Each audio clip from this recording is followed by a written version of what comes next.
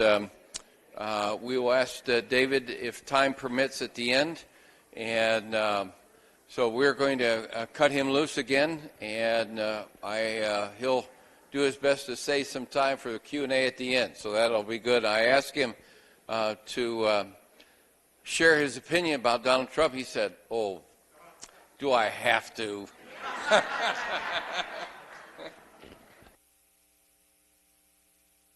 Verses Proverbs 10:22. It says, "The blessing of the Lord makes rich, and he adds no sorrow to it." So what you get out of this verse is God's blessing is something that enriches your life. And I learned from Dr. Benjamin Rush, the signer of the Declaration, that some of the greatest blessings we have in life are things we don't even notice particularly.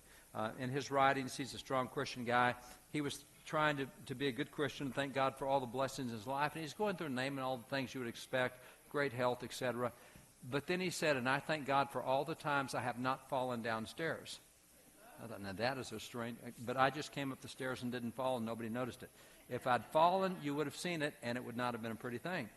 It's like when you drive your car. If you don't have a wreck, that's a blessing, but nobody thinks about that. If you have a wreck, you notice it. And so it turns out that, some of the biggest blessings we have are things that never cross our mind because things are going well. Your job until you lose it, or your family until something happens, or your health until something happens there. And so in that sense, we in America have been particularly corrupted by the fact that we've had it good for so long that we just take it for granted. And I'll give you some examples to show that.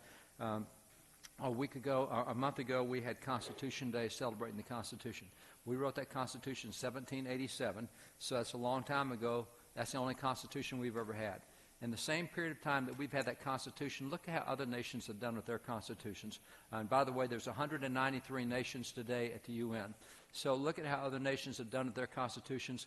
Take France, 15 constitutions, same period of time, 23, 8 since 22. Just go down the list. And as it turns out, what we have is really, really unusual. What is common is the kind of instability that characterizes both our enemies and our allies. I mean, it doesn't matter whether the good guys or the bad guys, everybody's got instability. And so the question becomes, okay, so how long does the average constitution last in the history of the world? And the answer is 17 years, except ours has been 233 years that we've had ours. That makes us a little bit different from the others. This is part of what leads to the term American exceptionalism. That is not a term of arrogance or cockiness that I'm better than you. No, this is the exception, not the rule. What's going on in America is the exception. It is not the rule. The rule is 17 years. And by the way, the average, most nations average a violent revolution every generation and a new constitution every 17 years. So that may mean that you get 3 or 4 constitutions in your lifetime and a violent revolution. We don't even know what that feels like, and billions in the world do. You go from there to creativity. When you look at creativity, we have 4% of the world's population, and yet America has produced more scientific cures, more technology, more medical cures, more discoveries. We produced more science, more plays, more literature, more inventions, more technology than the other 96% of the world combined. Now, 4% of the world's population should produce 4% of the world's whatever. We're so surrounded by our high-tech lifestyle that we don't realize how different it is. I speak in so many places, including military bases. In Germany, I think there's 28 military bases in Germany, so I was doing some over a military base. And while I was there, I got to stay in a 5-star German hotel, which is really cool for a cowboy from Texas. I mean, that's old world elegance, castle kind of stuff. That's really cool. And it would have been so much better if that 5-star hotel would have had internet at the hotel. But that's not, we got, Motel 6 has internet here. We take it for granted. And so we live in a lifestyle that people don't understand. As a matter of fact, even prosperity-wise, we have 4% of the world's population and produce 25% of the world's gross domestic product. And that's not because we have greater natural resources. We don't. With me being cowboy, that's the agricultural world. The agricultural world in America is 1% of America's GDP. However, agriculture in America, we're number 66 in the world in percentage of farmable land. There's 65 nations have greater percentage of farmable land than we do. At 66, we take what we have. We're the number 2 agricultural producing nation in the world, even though we're 66. So we take what we have and make it go further than any other nation. The Census Bureau says that if you live in poverty in America, and we don't want anybody living in poverty, but if you do, poverty in America, you live at a higher lifestyle than middle class in Europe. As a matter of fact, in states like Hawaii and states like Mississippi, they tell the people on welfare, you should not come off welfare unless you can earn more than $61,000 a year, because that's what you're making on welfare, $61,000 a year. So that's the poor in America, all right? So we don't understand just how blessed we are. We have been. So when you look at this, this is called American Exceptionalism. That's a term that was given us in 1831 by Alexis de Tocqueville, who came to America, wrote the book Democracy in America. He said, America's exceptional, never seen a nation like it, don't think any other nation will ever be like them. So that's where we get the term. And again, professors hate this. Oh, man, they attack it. As you saw this morning, they write books against it. The myth, it's not a myth of American exceptionalism. The fact that we're number one in the world in so many areas is not a myth. They may not like it because they think America's done more evil than it's done good. We talked about that earlier. But nonetheless, it's exceptional. So the question becomes, who's responsible for that? And invariably what we do in textbooks is we will instantly go to political leaders. And that's not a bad deal when you have the political leaders we had. So, George Washington, he helped set all this up, and the same with John Hancock and John Adams, etc. But interestingly, in 1816, a young man named Hezekiah Niles, a young man of that age who had not lived through the Revolution or anything else, was writing a history book. Niles' American Principles is the name of that book. We have that book from when he published it in 1818. And he's writing Adams. He said, Adams, you were there. You're an old man now, and I'm writing this book, and we young guys appreciate what we got from you guys. And here's my question is, having been an eyewitness to everything that went on, I'm writing about that, and I want to talk to someone who's an eyewitness. Who do you think is responsible for all this stuff we enjoy today? Who would you credit? Who would you point to? And instead of pointing to all the people I just pointed to, he said, if you want to know, he said, right up top, I put the Reverend Dr. Samuel Cooper. And, of course, there's the Reverend Dr. Jonathan Mayhew. Oh, don't forget the Reverend George Whitfield. And you've also got the Reverend Charles Johnson. He starts listing preachers.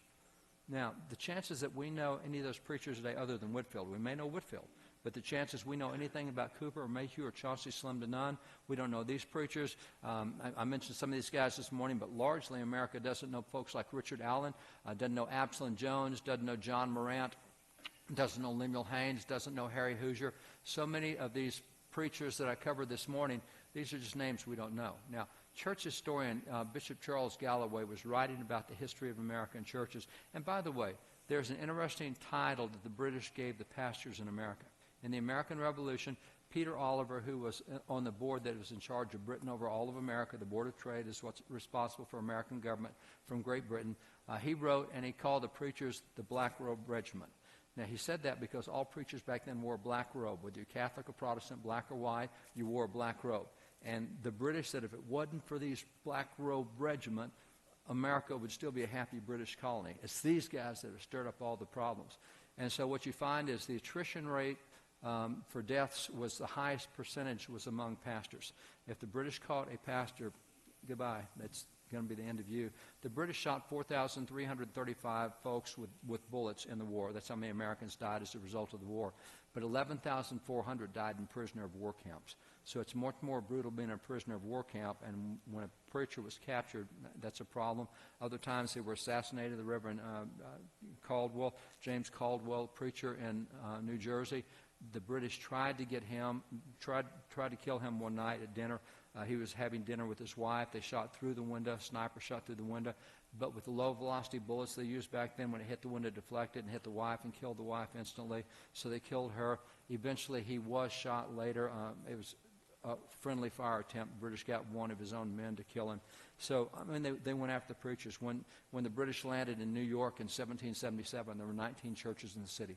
They burned 10 to the ground and desecrated the other 9. I mean, the pastors is what they blamed on. So when you look at what Charles Galloway said, looking back on the American Revolution, he said, mighty men they were, men of iron nerve and strong hand and unblenched cheek and heart of flame. And I'm not sure that's the way we describe most churches in America today. I'm not sure that's the description we would use. That's what was used back then. He said, God needed not reeds shaken by the wind, nor men clothed in soft raiment. That's the quote out of Matthew 17. But he needed heroes of hardihood and lofty courage, and such were the sons of the mighty who responded to the divine call. So even historians look back and said, those pastors, they were something else. What the church did back then was really significant. If I start you April 18, 1775, that's when Americans were sitting off the shore watching for British troops to come ashore. This is when they expected the British to start their attack.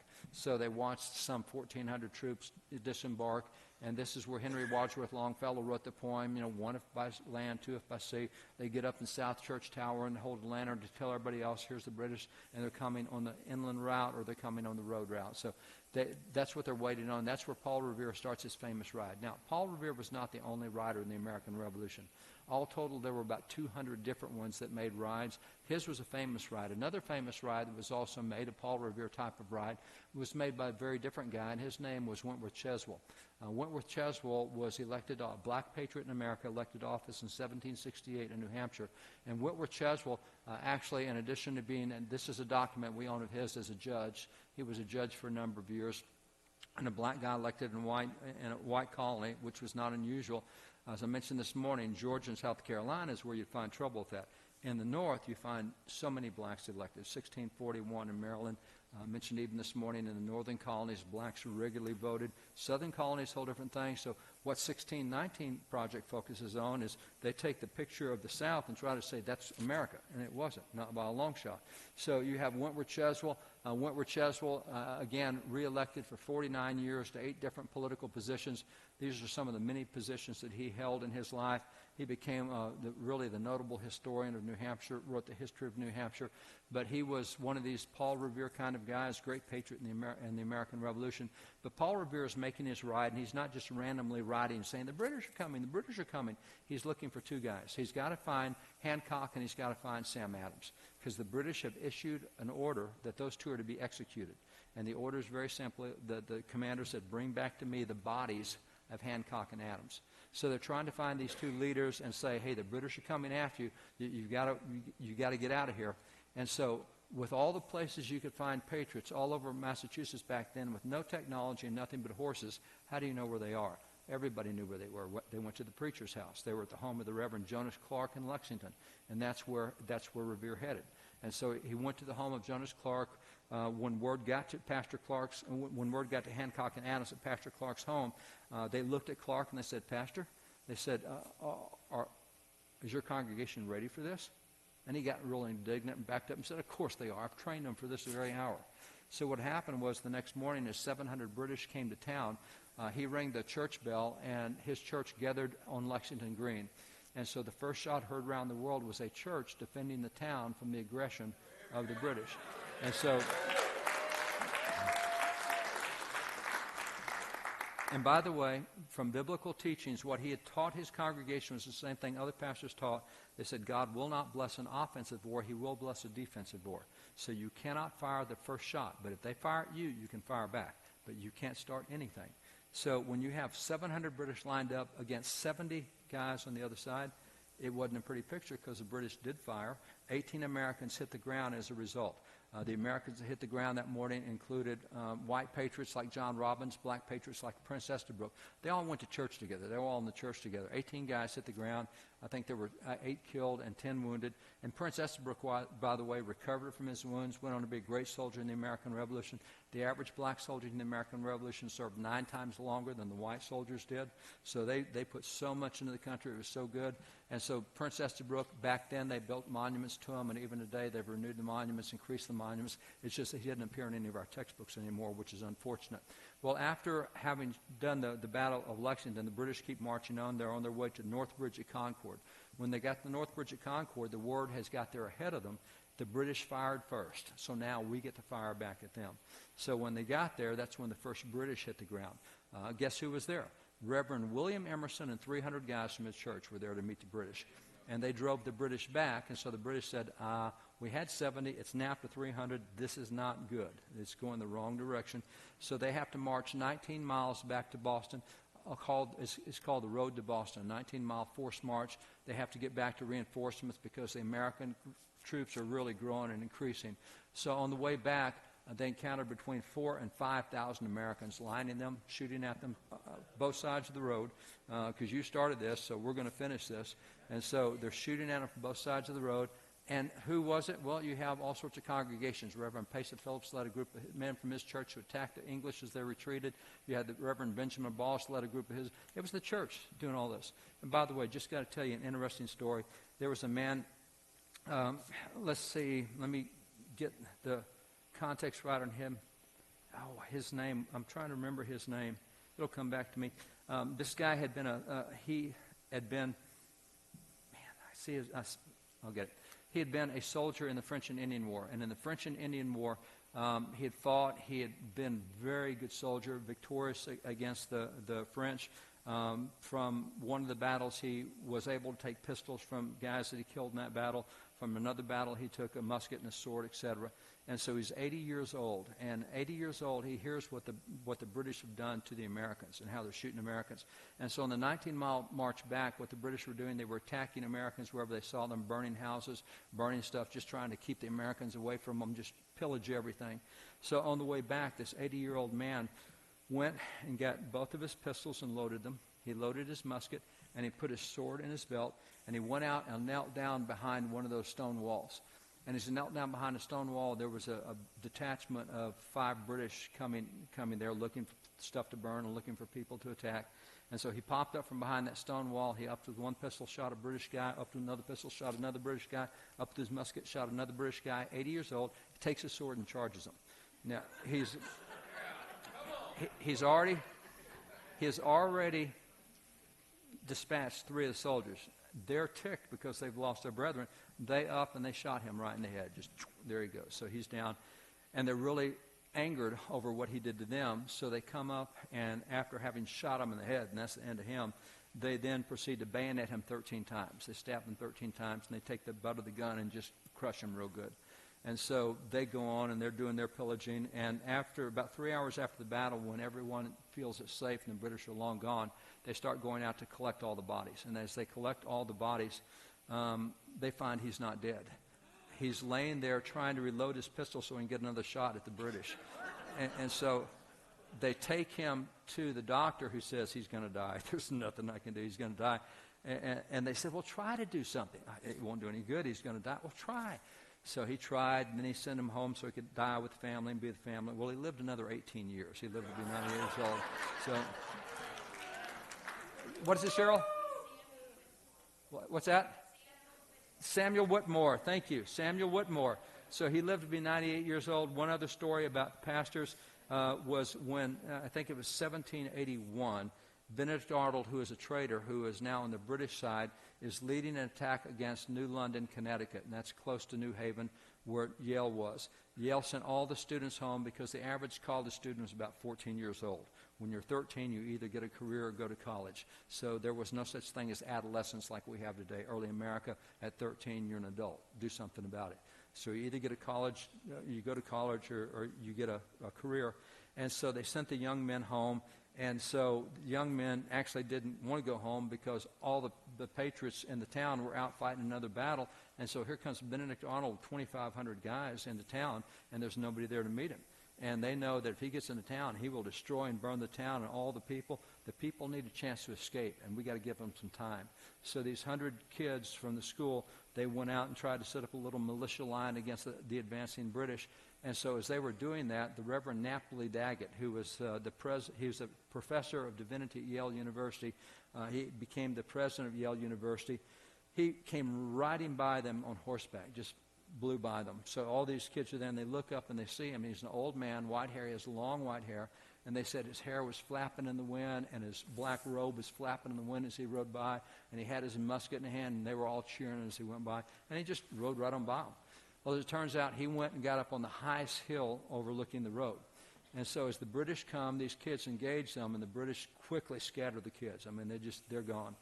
So as they're marching unimpeded into town, suddenly one British guy falls over, and then another one, and another one. They hear this little bang, bang, and they look up, and there's a guy up on top of the hill in the wide open just firing down on them.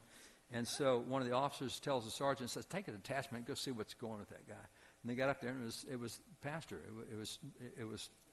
He's up on top of the hill, Napoli Daggett. And they said, old man, what are you doing? He says, I'm exercising my God-given rights of war. And they said, old man, if we let you go, will you promise not to shoot at Her Majesty's troops anymore? He said, nothing less likely. And he just kept reloading. And so they hauled him off, and they marched him into town. It was considered to be the hottest day of the year. It's about 100 degrees that day, which was really hot for Connecticut. And they marched the old man into town, stabbing in the back with bayonets. So when he got to town, I think one of them counted there were 77 bayonet wounds in his back from where they just kept him going. And so some of the citizens came out and talked the British out and said, let us take the goal. They end up dying as a result. But you just see no lack of courage in these guys. And so that's what you see on all the stuff here. After they all get back to Boston, it's just a few weeks later, you have the Battle of Bunker Hill. And by the way, the Battle of Bunker Hill, the hero of that battle is over here, Peter Salem, standing beside Thomas Grosvenor. Peter Salem was recognized so much for what he did today, more than a dozen military commendations presented to the commander-in-chief. And he's a guy that we used to study in textbooks. As a matter of fact, by the time you get to the 1840s, you find in 1840s, here's 1840s textbook, and here's the Battle of Bunker Hill, and who we got out there? The hero, Peter Salem. Everybody knew who he was. And by the time you get to 1870s, 1880s, the textbooks had color pictures, and so again, color pictures, and there's Peter Salem. So we taught this, and again, this disappeared with Woodrow Wilson. He took every black person out of the history book at that point in time. We used to have all these books that cover these guys, Christian patriots. And so this is what went on early on. Salem Poor was another black patriot in the Battle of Bunker Hill that was equally commended for all his bravery and courage. But what happens is, as all this stuff is going on up here at Boston, Lexington and Concord and Bunker Hill and the road to Boston, it's all right there. And as word goes out across the United States that these guys are under attack, their brothers respond to them. So, for example, up in Vermont, David Avery took 20 guys out of his church and started marching to Boston. We've got to go in there and help our brothers. So he takes guys from his church. And by the way, Vermont, I mean, that was a really unpopulated place back then. And so churches weren't very big. So having 20 guys in your church in Vermont was like having a mega church back then.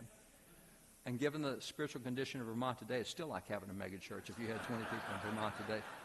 Nonetheless, so he marches toward Boston. You have Reverend Stephen Farrar in New Hampshire who grabbed 97 guys out of his church, and they start marching there to go help their brothers. Reverend Joseph Willard was at the Battle of Bunker Hill. When he heard what was happening at Bunker Hill, he's across town. He formed 2 full companies out of his church and charged Bunker Hill, took the church over there to defend the town. You had the Reverend John Steele, who took 900 people from his church out of Pennsylvania. That was a mega church and still would be a mega church today.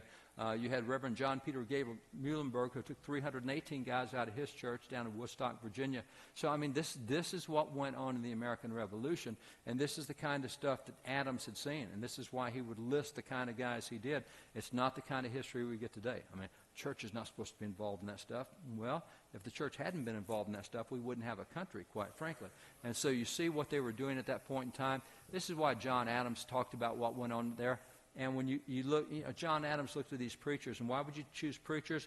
Because historians have now documented that every single right set forth in the Declaration of Independence had been preached from the American pulpit prior to 1763. Now, if you want something really strange to think about, why don't you look at the Declaration of Independence as a listing of sermon topics that we heard in church over the previous 20 years? Because that's what it was. Every right set forth in the Declaration had been preached from the American pulpit. It was the preachers who set the tone for what went on that whole time. And so they had lots of courage, and, I've given you some examples of that. John Adams talked about how our pulpits have thundered. That was his phrase from back in the day. Now, looking at that, J.T. Headley is a great historian, has a number of history books, and he said, those guys were not only brave and courageous, but he points out, he said, the patriotic clergy of the Revolution were the soundest statesmen of the time. They could not only be military leaders, and they could not only be morale boosters, and they not only set the tone for what happened, they could be great statesmen. And so when you look at the signers of the Declaration of Independence, very few recognize today that 29 of these guys graduated from seminaries, graduated from what were called seminaries or Bible schools in their day. A number of them were active in ministry as well. That's different presentation, cover that later, but nonetheless, that's what you see. And it's interesting that Richard Henry Lee over here, he's the guy who made the motion that we should separate from Great Britain. This is what started independence, the motion he made on June the 6th. Richard Henry Lee said that the Declaration was, quote, copied from Locke's 2 Treatises of Government. Now, this piece right here, Locke's 2 Treatises of Government, done in 1690, he said the Declaration was copied from that book. Now, it's interesting because that book is less than an inch thick, and in less than an inch, it references the Bible over 1,500 times to show the proper operation of civil government. Most folks today couldn't name 5 Bible verses dealing with government. And there's more than 1,500 references in this book that he had. So you look at the signers of the Declaration, they're in that early Congress, and the early Congress was filled with all sorts of ministers who were also congressmen. who served in Congress as congressmen. These are some of those who served in Congress. Now, after we get through the Revolution, we get to the point of needing a Constitution. We write that Constitution. And in writing the Constitution, interestingly enough, that Constitution, as you've seen, is the most successful Constitution in the history of the world. No nation has been 233 years under it. So the question is, given the fact that every nation back then had access to the same set of ideas, because all this stuff was published, there were books that were written, there were political philosophers, thousands of them, there were millions of books available even back then. Where did these guys get their ideas that caused America to be so different? And so political scientists at the University of Houston published this book through Louisiana State University Press. It's called The Origins of American Constitutionalism. Their philosophy was, if we can read writings, representative writings of the founding era, and see who they quoted, we'll know who is important to their thinking and where they got their ideas, which is a smart approach. If I followed you around all day with a smart device and recorded you all day long and went back at the end of the day and listened to who you quoted, I would know who's important to you by who you quote. So that's what they said here. So what they did was they collected 15,000 writings from the founding era. They went through the writings and they found all the quotes in all those writings, 3,154 direct quotes. It took them 10 years, but at the end of 10 years, they had documented every quote back to its original source. And so they did this report, and they said, we now know where the Founding Fathers got their ideas. The number one most cited individual in the entire founding era was a guy named Baron Charles Montesquieu. In 1750, he wrote a book called The Spirit of the Laws. It was quoted heavily during the Constitutional Convention time frame and in that period when we were writing. The second most cited individual, and by the way, having 8.3% of all of the quotes that were there, that's a lot of quotes from one guy, considering you have thousands of philosophers and millions of books.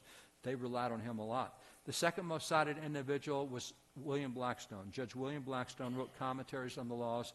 That was in 1766. Thomas Jefferson said American attorneys studied Blackstone's commentaries like Muslims studied the Quran. I mean, we were in that book. That was a big, huge influence in the American founding. The number three most cited individual in the American founding was John Locke. He's the guy who wrote the two treatises of government, the book I just told you about, Richard Henry Lee quote. So he's the third. But those are the three most cited individuals. The single most cited source was the Bible. 34% of all the quotes in those documents came out of the Bible. So 4 times more often than they cite Montesquieu or Blackstone, and 12 times more often than Locke, they cite the Bible. The Bible is far and away uncontested the number one source that they cited in those writings, representative writings of the founding era.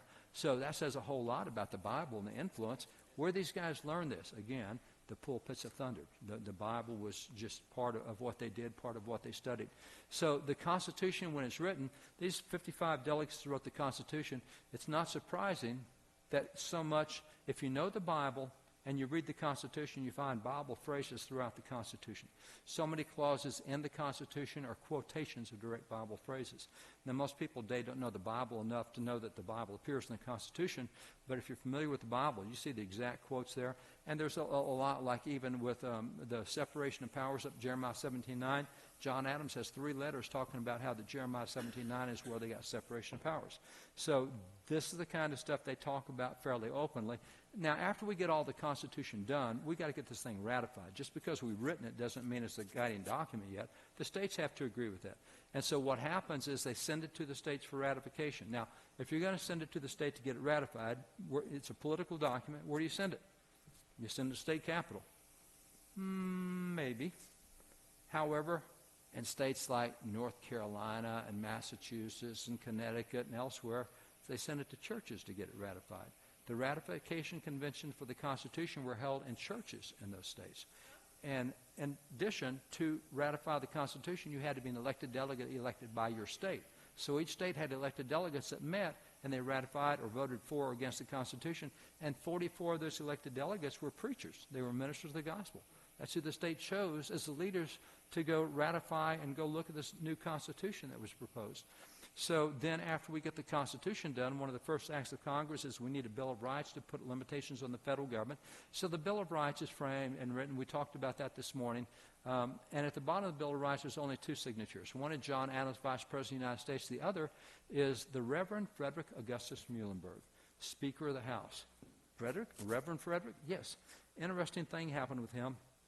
George Washington went to Reverend John Peter Muhlenberg in Virginia and said, we need help. The British are coming, and I need you to recruit guys. So what happened was he went to his pulpit that Sunday morning. He got in the pulpit. He was dressed in his clerical robes. The pulpits were elevated because that was the PA system back then. So colonial churches had elevated pulpits. John Peter Gabriel spoke that morning from Ecclesiastes 3, verses 1 through 8. To everything there's a time, there's a purpose, there's a season, etc. And he went through and preached that. And when there's time of peace, and there's time to be born, time to die. And then he gets to verse 8, it's a time of peace and a time of war. And when he got there, he said, brethren, this is no longer the time of peace. This is now the time of war. We just had Lexington. We just had Concord. We've had the Battle of Bunker Hill. The British have attacked us in Williamsburg. The gunpowder incident in Williamsburg with Patrick Henry. We're under attack. He said, we came to this country, and interestingly, after he preached that and gave them the news report, and by the way, he was also a member of the state legislature of Virginia. They had their legislative session in December and January of every year. And so what happened is at the end of the session in mid-January, he got on his horse and rode back home. It's about 120 miles thereabouts to ride back home, about 3 days in the saddle. So he gets back home in time to preach this sermon on Sunday, January the 21st, 1776. So he preached that sermon. When he got done, he closed his Bible. He bowed his head. He had dismissal prayer. But instead of just mounting the pulpit and going off to the vestry room to disrobe, he stood in front of the congregation, started undressing right in front of the congregation. They're all going, my gosh, what's this? Never seen this before. And so he jerked off his clerical robes, and underneath the robes he was wearing the full dress uniform of a colonel in the Continental Army. He dismounted in full dress uniform with his weapons with him. He got to the middle aisle of the church. It was a skinny little church, had an aisle down the middle. He marched down the middle. He said, brethren, we came here to practice our religious liberties. And if we don't get involved, we're not going to have any religious liberties left to practice. He said, who's going with me to defend our liberties? 300 men got up and met him at the back door. That's John Peter Muhlenberg. He went on to become a major general. His men stayed all the way through the Revolution. If you go to Valley Forge today, you'll see the Muhlenberg Barracks, where his church guys stayed there. He's there at the Battle of Yorktown. He goes all the way through. Well, when his brother, Frederick, heard what John Peter had done in Virginia. See, Frederick was one of the guys, he pastored up in New York City. And when he heard what Peter did, he wrote him a scathing letter, said, you shouldn't have done that. You're a preacher. You should not get involved in military stuff. You should have stayed in the pulpit. You shouldn't have done that. And so John Peter wrote him back and said, I am a preacher. That's true. He said, but I'm also a citizen of my country. He said, I have duties to God and to my country, and I'm going to do both of those duties. And he said, by the way, Frederick, if it wasn't for people like me going out to defend your right, you wouldn't even have the right to stand in your pulpit and do this. And Frederick said, no, that's not true. So he just dismissed it. Well, when the British came to New York City and those 19 churches, his was one of the churches that they burned down. So when his church got burned down, he had an epiphany and decided maybe he needed to get involved after all. So he got involved. And so now he's Speaker of the House, and there were so many other ministers that were also part of the House that wrote the Bill of Rights, and just a lot of them we can point to. So preachers were involved in this thing all the way through from start to finish. So when John Adams said our pulpits have thundered, we can look at it from that standpoint, but I want to finish up by taking you, actually a couple things left to do, but in finishing this part of what I want to tell you, I want to take you to some of the sermons back then. We own thousands of the sermons preached back then. And so I want to show you categories of sermons that we would have heard in church back then. And I'll start here with sermon. This is a sermon preached before John Hancock, Samuel Adams, and the Council, Senate, and House of Representatives. So it turns out for 170 years we started state legislative sessions by having the governor, lieutenant governor, and the legislature get together and bring a preacher in to talk to them. What they would do is whatever the issue was, whatever they're dealing with, the preacher would talk and say, oh, you're dealing with education? Here's what the Bible says about education. Oh, it's taxes? Well, you can raise taxes through these kind, but you can't use these taxes. Oh, you want to know about military and immigration? Whatever it was, that's the kind of stuff that you got at the beginning of each session. Now, I mean, I don't know how to say this. I'm going to exclude Bruce from this. But let's say Governor Bullock calls and says, got a special session. I want some preacher from town to come preach at the session. Today, most preachers, if they were given the opportunity to speak to the entire state legislature, governor, lieutenant governor, would preach a killer salvation sermon, which is fine. But back then, we were discipling people, teaching them how to think. And so we wanted you to know how to think biblically. In your role as legislators, here's what you need to know from God's Word. See, today we've gotten into making converts. We're not very good at making disciples. And so what they did back then, they preached to every aspect. And I don't think Bruce would do that. I think he would share Christ for sure, but I think he'd share real particular stuff that's really helpful and real practical. So most church today is into converting people, not discipling people. And discipling people is what Jesus told us to do in the Great Commission, make disciples of all men, teach them everything I've taught you. We're teaching them the sinner's prayer, but not everything else that he taught.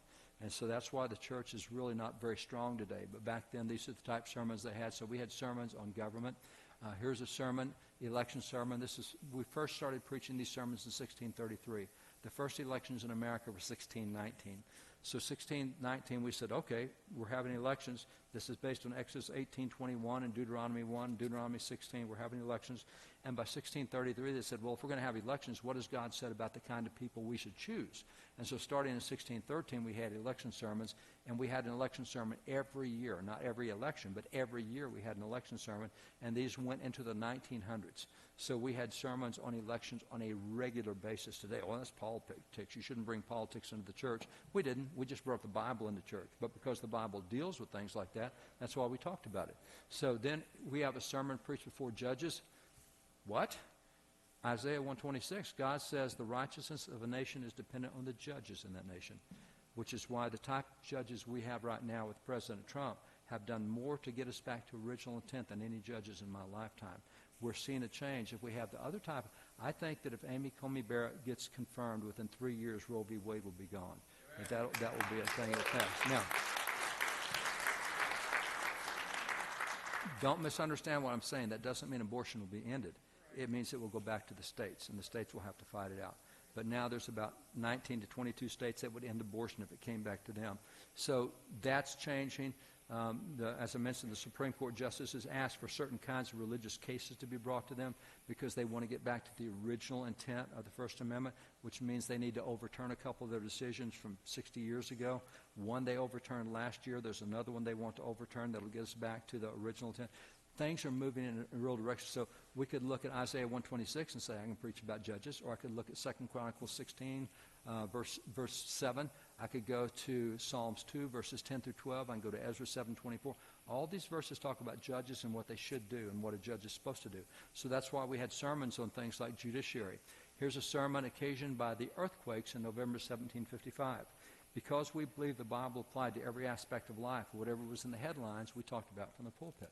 So this happened to be the Reverend Dr. Jonathan Mayhew. Remember, he's one of the guys John Adams pointed out and said, this is the guy. Jonathan Mayhew preached a sermon. It was showing how the Bible applies to everything in your life. This is a sermon preached by Reverend Dr. Samuel Cooper in 1760, occasioned by the Great Fire in Boston, a tragedy. But Cooper was another one of those guys John Adams singled out. See, they took the Bible, made it apply to everything that went on around us. So when anything happened, our first thought was, what does the Bible say? That's our last thought today because we don't apply the Bible to very much. So most Christians don't go there as a start. So we had sermons on natural disasters. Here's a sermon on homosexuality. The cry of Sodom inquired into in the arrangement and condemnation of Benjamin Goad for his prodigious villainy. This was a case of a homosexual who was convicted of homosexuality, and here's what the Bible says. So we covered LGBTQ issues from the pulpit even back then because God covered those issues in the pulpit. And by the way, passages like Judges 19 and Genesis 19 have so much to say about the LGBTQ movement, and as I mentioned this morning, it is now LGBTQIA+ movement. That is the new terminology that goes with it. So we covered that as well. This is a sermon on the discovery of a new planet. To go with that, here's a sermon, 2 sermons occasioned by the late blazing stars, sermons on comets. Here's a sermon on a solar eclipse, 1806. Solar eclipse. The Bible didn't talk about that. That's what I thought. I'm an ordained minister. I've been on staff in a bunch of churches. I thought, I don't remember solar eclipses. So I read the sermon. It turns out the little bitty book of Joel has a bunch of eclipses in it. Not only solar eclipses, but lunar eclipses. And I had never noticed that before. See, they found a way to apply the Bible to everything going on. So they had science and astronomy were things that they preached about. Here's a sermon on the infirmities and comforts of old age. Now, probably not a real popular sermon. But that's just part of being human. You're going to grow old, and your parents are going to grow old, and it's going to create issues. You're going to have issues. You're going to have family issues. What do you do with that? Bible gives guidance on that. So we had sermons on aging. Here's a sermon, the importance of the early proper education of children, both that respects himself and mankind in general, considered in a sermon. So we had sermons on education. We don't do much of that today, and we sure don't point out there is not a single model you can show me in the Bible that condones secular education. The fear of the Lord is the beginning of wisdom. The fear of the Lord is the beginning of knowledge. Train up a child in the way he should go. Bring them up in nurture and admonition of the Lord. There's nothing that's a secular God-free, but I can't talk about that in church. I might offend some teachers. No, that's what God says. It's not what I'm saying. I'm just telling you what God says. And there's no model that condones secular education in the way we have it. So I was showing you this morning, we're becoming like our teachers, which we're going to tear the nation in half. The way we're doing this thing, we no longer have a God-fearing population, and that's because of education largely. So education was an issue we talked about.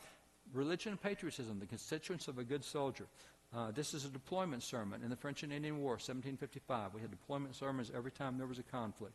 We remind soldiers, here's what your duties are, here's what God says. You remember when John the Baptist was baptizing, he gave specific instructions to soldiers and to officers, both. So we have lots in the military, lots in the Bible on military, so we had military sermons. This is a sermon on the moral view of railroads, delivered on Sabbath morning, 1850. I'm going to say, what? So I read it. And he says, well, railroads, this is a new part of our transportation system. Railroads are brand new. What does God say about railroads? And so this preacher went back and said, well, let's see what God says about transportation in general. And he went through the Bible, pulled out all sorts of transportation principles. He said, now, when you look at all the principles of transportation that we find in the Bible, here's where the new technology of railroads fits in right over here. He looked at the principles and said, here's where technology fits. Brilliant. I would never have thought about looking at the principles of transportation, and yet that's what this sermon dealt with. Here's a sermon, The Existence of God Demonstrated from the Works of Creation, 1795. A sermon on creation evolution? Can't be, because we didn't have evolution until Darwin came along in 1759. No, actually, Darwin, all he did was take about 2,500 years of evolutionary thesis and condense it into a single book. He kind of simplified it. This is evolution for dummies, if you will, or dummies believe in evolution. I'm not sure which way it goes, somewhere in there. So what he did with this was every single thing that we believe in evolution today, every major thesis, whether it be the primordial slime or the Big Bang or intermediary species, they all had been articulated by the time of Aristotle, almost 400 years BC. None of those are new. And Darwin took what was out there and condensed them. So actually the creation evolution debate had been going on back then. It's amazing the number of founding fathers who weighed in on creation versus evolution. John Quincy Adams has a long paper on it. Daniel Webster, the defender of the Constitution, his 1801 graduation thesis from Dartmouth University was over creation versus evolution. I mean, this is stuff way before Darwin was out there. So we had sermons on that. We had sermons not only on creation, but here's a sermon. Now, this is preached in front of the legislature of Virginia. It's on the sinfulness and pernicious nature of gaming. Sermon on gambling and lotteries. Yeah, 90% of Christians today cannot name a single verse that deals with gambling or lotteries. But we didn't have that issue back then because we talked about it. This is marriage scripturally considered, a sermon preached on the occasion of the new law of marriage coming into operation. So the legislature passes a law. Let's see if that law was good or not. Here, they passed a law on marriage. Here's what the Bible said about marriage. Okay, that's a good law. They did it all right because it matches what the Bible said. See, whatever was going in the legislature, we looked at that, and if it violated the Bible, we said so, and if it was good, we said so. Here's the higher law, application of fugitive slave law. This may be the worst law ever done in American history. It's one of the things that birthed the Republican Party in May of 1854, that and the Kansas-Nebraska Act. This is where preachers across the nation called for civil disobedience against the law.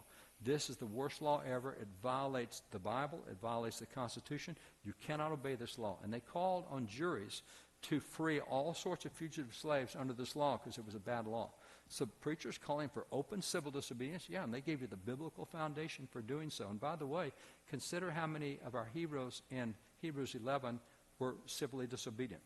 The Hebrew midwives, Pharaoh says, now you guys, you make sure you kill all the babies under 2.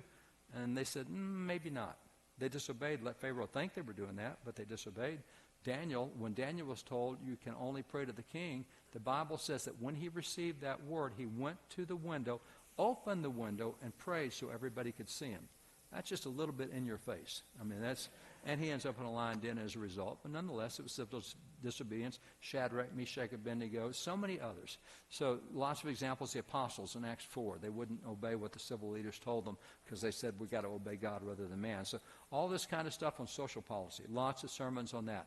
Here's a sermon on the relation of the medical profession to the ministry. So on medicine, we had sermons on health care and medicine. This is a voice of warning Christians on the ensuing election of the President of the United States. This is by Tunis Wortman, and he's warning people not to vote for Thomas Jefferson. This is a guy you don't want for president, and here is a sermon in favor of Thomas Jefferson. You got to vote for Thomas Jefferson. He's the guy you want. So we talked about political people from the pulpit, yeah, and even about voting for them. We covered politics. Why would we do that? Well, let me take you back to the Bible. Let me take you to Elijah confronting Ahab and Jezebel. He first called them out for what they were doing with the persecution of God's prophets. Talked to them about how that they were fighting God. Then he says, and by the way, your eminent domain policies are really bad. God's really ticked off. The way you took Naboth's vineyard was a bad deal. And you've corrupted the courts. You've been suborning perjury. He went through and to their face called out all their bad policies to their face. And by the way, Nathan and Gad did that to David. And by the way, Isaiah did that with Hezekiah and others. It was God's leaders who spoke directly to the civil leaders and called them out. So now we couldn't do that today because of the Johnson Amendment. And the Johnson Amendment was passed in 1954. And church can't cover politics. President Trump issued an executive order that set the Johnson Amendment aside. It is not there anymore. Now, I will tell you, it never was illegal to preach in the pulpit in America because we always did it. And we've spent the last 10 years trying to get the IRS to come after some preacher. We've turned in more than 7,500 preachers to the IRS who violated the IRS guidelines, and they talked about politics in the pulpit. IRS will not come after them because they know they will lose that case. We get some of the best law firms in the nation that are just chomping at the bits to have a case. So they're not enforcing it because they know it's unconstitutional. President Trump said, we're not enforcing this because it is unconstitutional. And yet, even though it's now legal, do we see churches stepping forward with courage and addressing the issues we could address? It's not illegal, but you see, we've put ourselves in a little bitty box in our mind and said, no, I'm only going to get people saved and nothing else. No, Jesus said, make disciples of all men. And this is what the sermons were. And by the way, don't ever think that I'm making light of getting people saved. Absolutely. We're told way back in Proverbs that he that winneth souls is wise. But you don't stop there. That's not the objective. That's the starting point.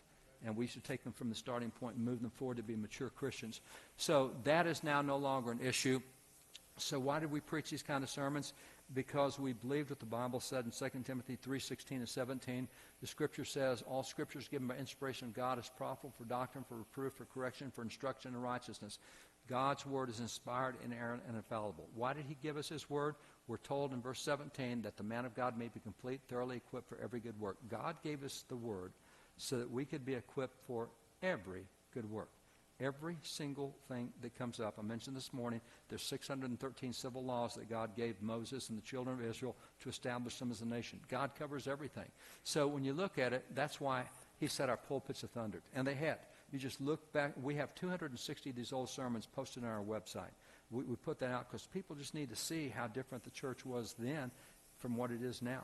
We're so used to what it is now and think this is the way it's always been. Oh, no, not by a long shot. So covering that, a change occurred, and what happened that caused the change? The change occurred in the 1960s. In the 1960s, what happened is we looked at the Great Commission, and the Great Commission, Matthew 28, 18 to 20, all authority in heaven and earth has been given unto me.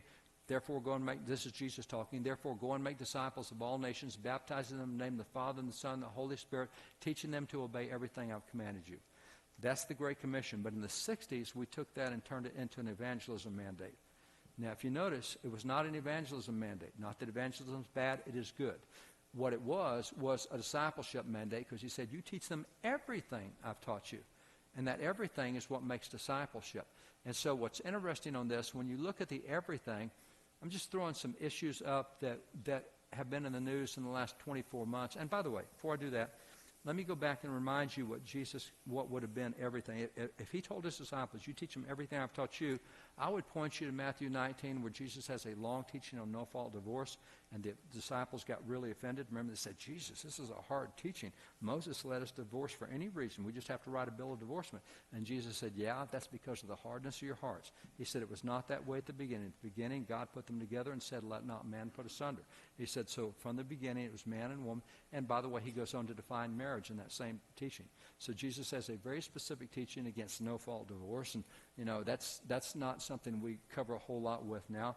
87% of Christians who have been divorced got divorced after they became born again. It's interesting. That shouldn't be. And the highest divorce rate in America is among born-again Christians. Atheists have the lowest divorce rate in America. Born-again Christians have the highest divorce rate. So that shouldn't be. So we have an issue with that. Luke 19, rewarding profit makers, which deals with what we would call the capital gains tax. It's economic policies. You ought to take note sometime of how many of Jesus' parables are about economic policies. It's amazing how many are economic policies. Matthew 20 talks about the minimum wage, the inviolability of employer-employee contracts. That's a full parable he gives. John 8 talks about the right of legal confrontation. So these are all things Jesus taught, but we're not teaching them to others. But this is helping them think biblically. This is what it takes to help people think God's thoughts, is they have to know what he says about these issues. These are all issues that have been in the news in the last 24 months. I chose them because they are in the news, and every one of them has biblical verses and biblical principles that apply. Everybody needs to be able to know what Bible verses go with each of those issues. But as I mentioned this morning, only 1 out of 16 Americans now has a biblical worldview. This is stuff that's gotten away from us over time. So discipleship is the key thing that's pointed to there. Evangelism is terrific, but if people become Christians and don't grow, that's not a good thing at all. That's not what you need. So because of the discipleship, I want to close really emphasis on what we can do individually. We live in a culture now where everything that's bigger is better. So as a result, we have big business. Walmart, the big box stores, for the first time are now bigger than the federal government. There's more employees at those stores, individual chains, than there are in the federal government, although we do have a lot of federal employees. Education, we now have several universities, over 70,000 students. Some are over 100,000 students. Several of our universities, it's hard to get individual attention there, but we're into bigger is better. And the more you have, the better it is. And we brag about how big things are. Same with government. Government's gotten bigger. Same with church. As a matter of fact, I showed you this morning the number of Christians in America has dropped 20% over the last 20 years. But what is growing in America is mega churches. Church is falling. As a matter of fact, the stats we have right now say that 27% of churches will not come back from COVID. As a result of what happened in COVID, 27% of churches are permanently gone. A lot of rural churches where people were without jobs, those churches live from hand to mouth, and they've been closed for 6 months. They're not coming back. So the church count is about 27% of churches will not come back. But most pastors, again, I exclude Bruce from this because I know this is not his thinking, but most pastors, if you had a church of 13 people in the country and you were offered the pastor to 70,000 people in a church, you'd think, that's success. I'm going there. And so we look at big churches as successful churches, although they're not changing the communities around them. The crime rate is not going down. Education is not getting better. Things aren't changing. We have these big churches, but it's not affecting the community. We also, and we have this big mentality that, let's sponsor a missionary to do a revival in Bolivia. And so we give them $10,000 and 8 people show up. And that was a waste of money and a waste of time. See, we want to see big things at crusades. We want to know that there's a lot of numbers, because then we've done a good investment with our money. So we think in terms of bigger is better. And interestingly, Jesus had bigger. I mean, look at the crowds he had. There were times there were 5,000 men, which tells us about 25,000 in the crowd. And the population given back then, that's a mega crowd. Jesus had hundreds of thousands who followed him over his 3.5 years. But they're not the ones who changed the world. The ones who changed the world are the 12 guys he spent the time with. So it's a small group that changed the world, not the big group. And so we're looking at bigger numbers, and he was looking at smaller numbers. And he spent all this time investing in smaller numbers because they produced leaders that revolutionized the world. So it wasn't how big his crowds were, it was how much time he could spend with them. And he would take them and spend time together, and he would mentor and disciple them, etc. So when you have a crowd mentality, it takes the individual responsibility away from it. I'm not responsible for it. Somebody else is going to do it. When you go to a church of 70,000, try getting volunteers, because somebody else is going to do it. In a small church, that's different. So if you consider where the world is right now, we have a population of 7.5 billion. Now, when you look at the religious demographics of the world, the biggest religion in the world at this point is Christianity. 32% of the world professes Christianity, 21% professes Islam, 14% Hindus, and 6% Buddhists. So Christians are far and away the largest religion in the world, and we have worked hard to get that 32%. I mean, we are so intent on this that we actually pay professionals to go and do mission work. I mean, our professionals include folks like pastors and evangelists and missionaries. The United States has put hundreds of billions of dollars over the last 200 years into reaching the gospel. At the time of the Founding Fathers, Islam was the largest religion in the world by far. Christianity was way under that. Now it's flipped. It's gone the other direction. And so we've done a lot of work. We've put 2,000 years of effort into this, and we have put a lot of money and attention there to get to 32%. Let me throw you a radical thought on this 32%. Let's say that we took the Great Commission, which is essentially everyone reach one, because he didn't tell the church to go make disciples. He told his disciples to go make disciples. He didn't tell the church body. He talked about the kingdom 140 times. He only talked about the church 3 times in the Gospels. He was more focused on advancing the kingdom of God. And so he told the disciples, you guys go make disciples of all people. So if we took the Great Commission, each one reach one, and we applied it to what's in the world with that 7.5 billion, with 32% Christians, if every Christian said, you know what, I don't care about numbers, the only thing I'm going to do this year is I'm going to reach one person. I'm going to disciple one person. If every Christian did that, in 1 year's time, we would be at 64% of the world being Christian. And in 2 years' time, the whole world would be Christian. We could make the whole world Christian in 2 years if everybody only took one person. And that's all I care about this year is, wow, that's doable. But see, we keep looking at 7.5 billion. Oh, man, I can't do that. No, you just take care of one. You go make a disciple of one person. Get them to the Lord and then teach them how to think and how to act and how to behave and deal with them on the issues that come up in their life. Man, it'll turn it around. In 2 years, it'd be 100% Christian. So we don't want to get this crowd mentality because everything now is how big is the network? How big are the ratings?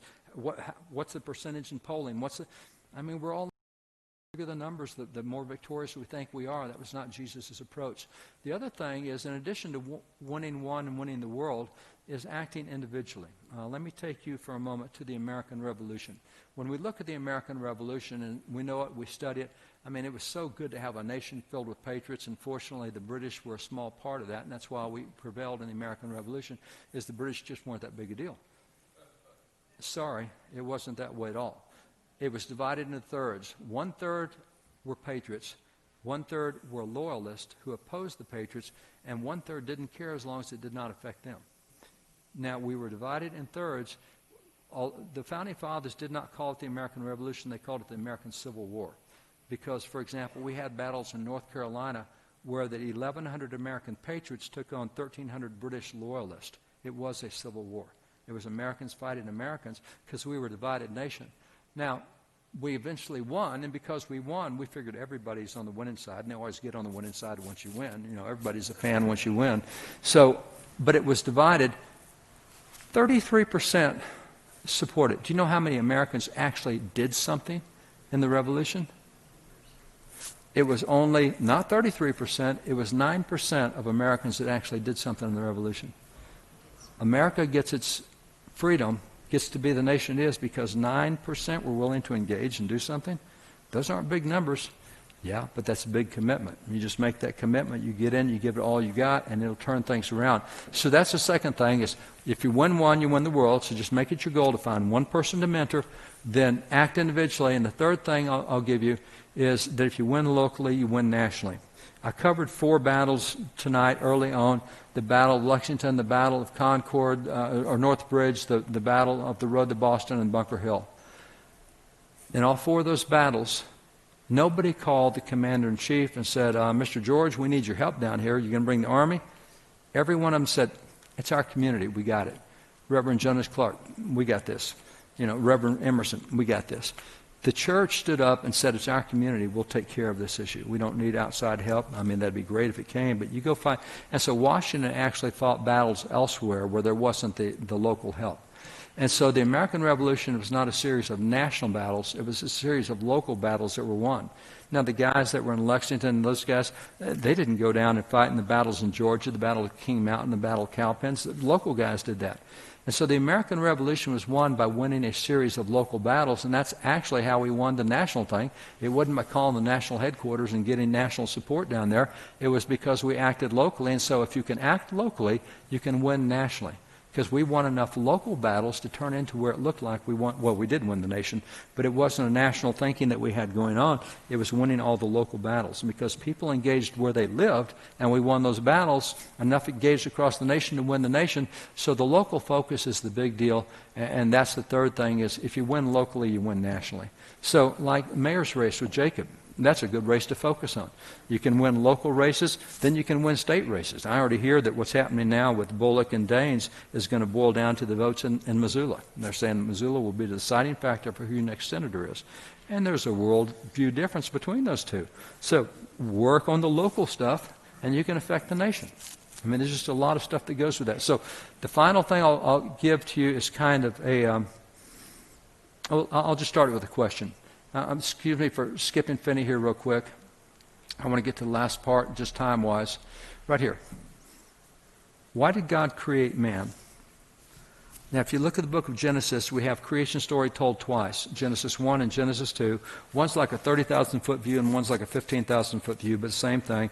You separate the firmaments, the waters above, waters below, and then you separate the waters from the earth, and then you put the greater light to rule the day and the lesser light to rule the night, and then you create the fish in the oceans, and you create the plants, and then you create the animals, and God looks at it and says it's really good. And so when you look at what God created, what we've been told since about 1646 in the Scottish Shorter Catechism is the answer to why God created man is so that we can glorify God and enjoy Him forever. And that's good stuff. I mean, we should be doing that. But that's actually not what the Bible says, because when you look in the Bible, particularly at Genesis 1 and 2, the Bible doesn't say that we were created to glorify God and enjoy Him forever. What we see in Genesis 1 and 2, you get to Genesis chapter 2, verse 5 and verse 15. It says, God looked at all He had made, and behold, it was good. But He saw that He had no one to tend His garden. So He made man. So man was created to take care of God's stuff. That's why we're here, not to glorify Him. He's got angels that glorify Him, although we all should glorify Him. That wasn't why we were created.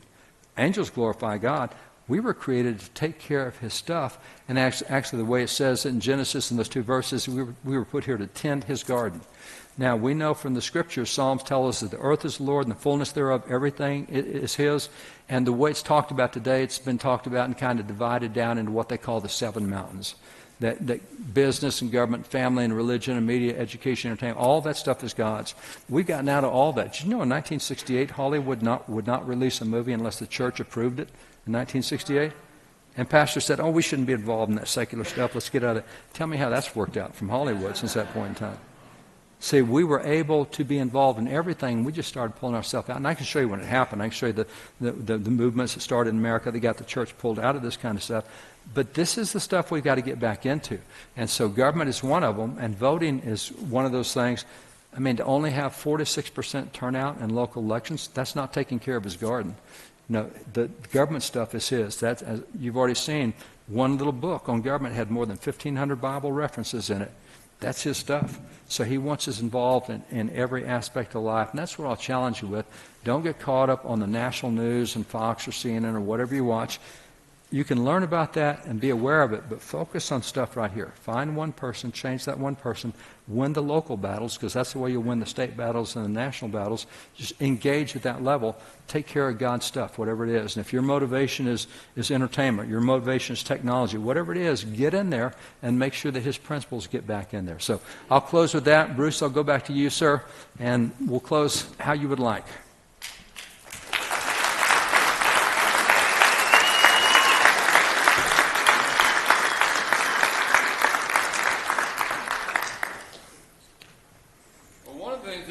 With me is that whole 2-hour preaching thing, John. So There's some really good questions here, but I think the one that everybody would really like for you to weigh in on is where you're at with our President Donald Trump and what you believe may happen. Two different questions. Where I am with President Trump is I'm going to answer that a different way. Let me back off from it. I'm going to seem partisan for a moment. And I'm going to do that because I believe platforms mean something. They're created by the activists and parties.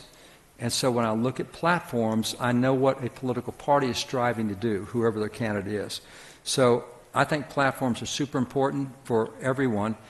And so reading platforms, I kind of see the agendas of the worldview of where each of these guys want to go. Now, I have a friend who's a national economist. He's been a presidential advisor for 5 different presidents. He goes across the world to some of the biggest nations of the world, help them set up their economies and get it working right. He's a free market kind of guy. And I was with him a couple weeks ago, and he said he had just finished looking at a study that he undertook looking at every presidential election since 1963, so 64, 68, 72, etc. He says an interesting thing between the Republicans and the Democrats. Between the Republicans and the Democrats, he said, every time the Republican policies had about 2/3 of the support of the people. And so, if you look even right now with the Democrats, they're not talking about protests, they're not talking about defunding the police, etc. They're doing things on it. We see the mayors and governors that are blue doing that. But at this point in time, overwhelmingly, the people do not want to see the police defunded. And the largest opposition to that is in the black community. They're 20 points higher than the rest of the nation not wanting to see the police defunded. And we're told it's Black Lives Matter that wants police defunded. Well, they do, but the black community doesn't. So when you look at where Trump is on the police, and by the way, only 10% of the nation agrees with tearing the statues down. You would think that, wow, the way I listen to the news, it's split down the middle. It's not. We keep up with a lot of national polling. And so when you look at where things are on right now, 70% of Americans do not want third-term abortions. It's 70%, or there's all these things I can point to.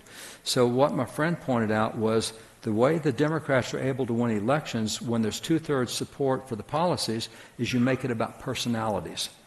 You don't like this guy. Nixon, what a jerk he was. Or you have, in the case of Gerald Ford, who had the personality of a rock, and you put him against Jimmy Carter, who had this charismatic Georgia personality. Nobody knew what the issues were, but everybody liked the personality of Jimmy Carter. My gosh, he's an open, born-again Christian. How can that be bad? And so we often vote on personalities rather than on policies. When George H.W. Bush said, "Read my lips, no new taxes," and broke his word, well, you can't trust him anymore. His policies may have been all right, but you had Bill Clinton instead, which went in a real different direction. So it's interesting that right now, I do national commentary. On election night, there are 5 cable stations that come together now. Myself and Michelle Bachmann will be the national anchors reporting the election. We did that 4 years ago. We'll do that again now. And so in the meantime, on those 5 cable stations, we analyze every presidential debate as it happens. So the last one we were on for an hour analyzing, we showed the debate live and then do an hour analysis. We did the one with the vice president. And so Tuesday we'll do the second debate and go through it. And what stood out to me in the first debate was how that Biden, when asked specifically about protest and police and others, just said Trump is such a clown, he is such a fool. And I listed all the adjectives he called Trump. And he didn't answer questions on policy. And the reason is the only way they've got a chance of winning is getting over on personality stuff. Now, for me, I don't care about personality. If you can get the job done, that's what I'm after. And so you may not like Trump's personality, and there's times that you go, I wish he'd tone it down, the tweets or anything else. But if he can get the job done, and I agree with the policies, and I'm getting judges like I'm getting, for me, that's still the number one thing, because he'll be gone in 4 years if he gets reelected. He'll be gone this time if he doesn't. But those judges will be there 40 to 50 years. And he may be gone when we end abortion. He may be there when we end abortion. It's not about his personality. It's about policies. And so what's happening with religious liberties, what's happening in so many other areas. So having said that, it's interesting to me that right now, for every one negative story that runs on Joe Biden, there are 168 negative stories that run on Trump. It's 168 to 1, and that's national centers that count that kind of stuff. So what is that about? That's about, let's not talk about policy, let's talk about personalities. And so the big thing for me to even talk about Trump, I have to say, let's put personalities aside. I don't care about personalities. I can talk to you about economics, I can talk to you about military, I can talk to you about what's happening with foreign affairs or with energy. I can definitely talk about what's happening with religious liberties because, again, judges, we're winning stuff that will revolutionize our life for the next 50 years. I can talk about what he's doing for the church, what he's done with the Johnson Amendment, other things that I'm very highly supportive of. But I can make it economic for a bit. 25% of all the money you spend in a year is to cover the cost of government regulations. So government regulations over the course of a year, they have more regulations, the cost of bread goes up because they have transportation regulations or they have insecticide, whatever it is. So if you want your income to increase, your take-home pay to increase and have more disposable money, regulations have to go down. Now, if you're not aware of how many regulations there are right now, a factoid from USA Today said that if you were to take the U.S. federal code as it exists with all the regulations, and if you were to read 700 pages a week of the federal code, you could finish the entire federal code in only 25,000 years. Literally. That's how much is there. Mike Lee, Senator Mike Lee is a good friend. Mike, who's a constitutional guy, he's on the list that President Trump would choose from to make a Supreme Court justice. Mike would be superb. But Mike is a U.S. Senator from Utah, and his office has 2 boxes on the floor every session of Congress. And in one box, all he does is he puts in there the laws that were passed the way the Constitution says. They went through the House, went through the Senate, and they're signed by the President. In this box, he puts in all the laws that were passed by regulatory agencies that still have the force of law. They can throw you in jail, they can punish you, they can fine you, whatever, like that guy I mentioned, overcriminalization, through official way maybe. They don't even know if he did, but maybe he did, and he's looking at 10 years, $20,000. So they're laws. And his current stack is there are 3 inches of laws passed constitutionally and 14 feet of regulatory laws that have been passed. And that's the way it goes. So President Trump came into office and said, okay, my requirement is any agency that issues 1 regulation has to repeal 2 regulations. And that did not happen. At this point, for every 1 regulation they've issued, they've repealed 8.5 regulations, which is great news for me. That helps income. In the EPA area, where that they've tried to take over areas of Montana, Wyoming, others, in Texas, we got desert lands, and they're calling them swamp areas and taking federal control of them. So I mean, I wish we had enough rain to have a swamp. That would be cool, but we're very dry and arid. And so in the EPA, for every new regulation they put in at the EPA, they've repealed 22 regulations at the EPA. That's a whole different thing. What's happened with energy? This is the first time in 67 years America has been energy independent. We no longer care what Saudi Arabia does with oil or Nigeria or anybody else. And the time drilling permits have gone from in Texas, the people who are over our energy there, they're elected officials. They said that the time for a permit to drill a well now has dropped from 18 months to 6 days for approval for a permit. So we're drilling oil like crazy. We're finding depositories we didn't know were there. We're finding huge reserves in Ohio, huge reserves in Dakotas, places we just didn't know. I mean, we're pumping oil like crazy. And so natural gas as well. Last year, I was on a congressional delegation to Poland, and while we were there talking to the Prime Minister, Deputy Prime Minister over Interior Affairs, he said, and Poland, by the way, is a great Christian nation. There are 4 young Christian nations in Eastern Europe that are trying their best to really be strong Christian nations, but I mean, they're trying to do what America did and trying to use the same foundations. The people of Poland had a referendum and voted abortion out. The people of Poland had a referendum and voted the Sabbath back in. They're God-fearing people, 93% Christian. But Poland, Ukraine is corrupt, but the people are very Christian, trying to figure out how to get rid of corrupt government. You have Romania, you have the Czech Republic, and Hungary Republic, actually 5 nations. Romania is a little weaker than the others, but the other 4 are really strong. So we're there with Poland, and talking to their Deputy Prime Minister, he said, he said, here in Poland, he said, your U.S. Secretary of Energy was here last week, and I had an interesting conversation with him. He said, in Poland, we have a serious problem because we have no energy in Poland. It's cold here in the winter. We have to get all of our energy from Russia. And if we don't do what Russia says, they cut off our energy and we all freeze. So we don't have much option. He said, that's the way it is with all of us nations here. We get all our energy from Russia. He said, last week your Secretary of Energy was here, and I was telling him about our problem. And he looked at me and said, natural gas? How much natural gas do you need? And the Prime Minister said, I forget his exact number, he said, well, we need about 182 billion cubic feet a month. He said, Secretary of Energy looked at me and said, we just happen to have 182 billion cubic feet a month that we'll sell you. So we're now supplying Poland with all of their energy. Poland is now buying it, selling it to Ukraine. We're getting all sorts of nations free from Russia because we're producing so much energy. I mean, there's so many things that have turned. We didn't hear that in the news.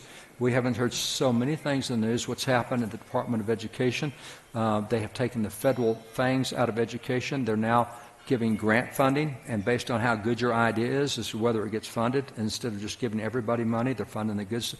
I can't tell you all the changes that have gone on in so many areas. He's the most pro-life president we have ever had, hands down.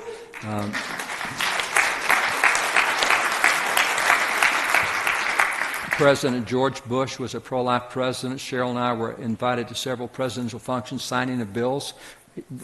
We were there he signed 5 pro-life bills as president. That was big. That's nowhere close to what's happening with Trump on pro-life stuff. So when I go policy by policy, and I could go through a lot more stuff, after the first year, I kept a list of all the things I was seeing that I thought were really good, and I stopped keeping it after the first year because the list was 17 pages long.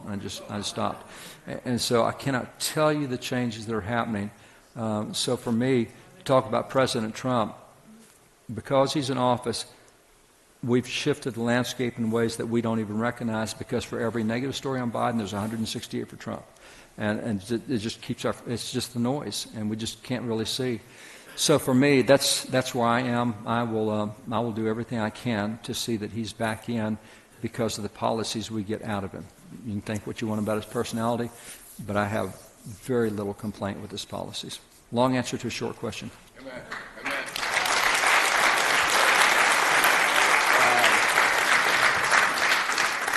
Well, because of the time, and I'm usually getting ready for bed.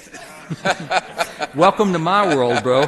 I'm just now waking up. So, well, I appreciate how long you've been sitting, and this has been so invaluable. Amen?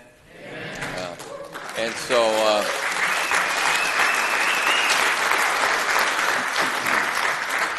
it's my heart that we can have David back every 2 years. I'd love to make that a regular thing, and so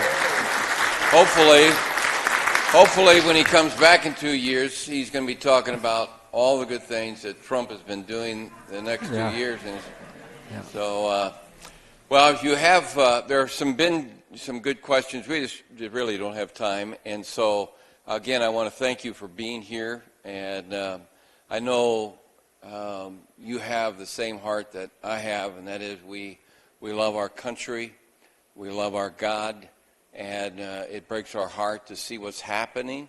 And so we have a little motto with discipleship. We say, do for one what you wish you could do for everyone. And I can't disciple everyone, but I can disciple one. So I hope that you'll find somebody that you will begin praying for and witnessing to and try to bring them to Christ and then disciple them. And what a great goal for all of us to have. All right, well, let's stand, be dismissed in prayer.